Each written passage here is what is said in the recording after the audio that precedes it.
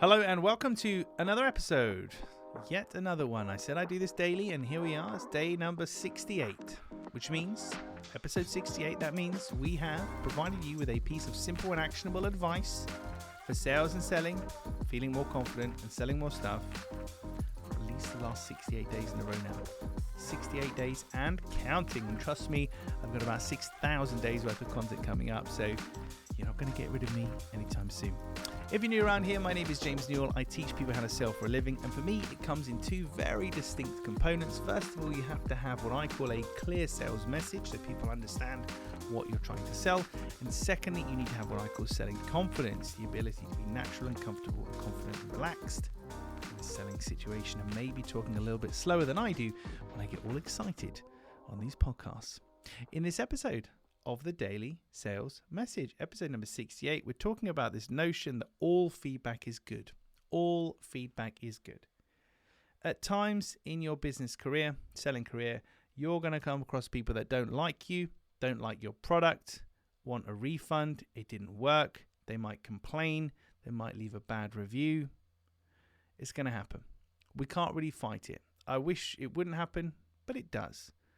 But what we need to do here is put a positive spin on this. All feedback is good. If somebody doesn't like your product and they complain about it, it's because it's not done what it's supposed to have done, or it's not done what they're expecting it to do. And that's an opportunity there for you to check the effect of your product or service or what you're doing, and or adjust your messaging as to the claims you're making.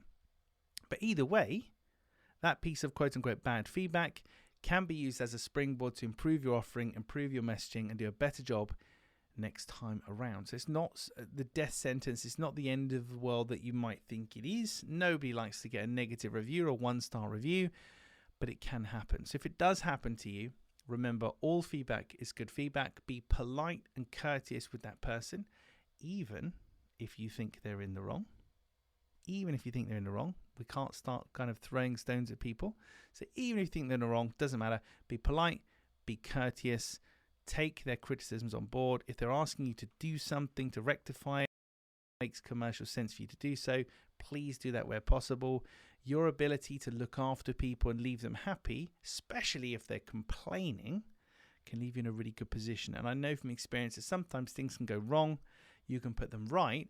And for the want of them going wrong and you putting it right, you've got an amazingly strong relationship now with your buyer because they've seen what you're capable of and they've seen that you care.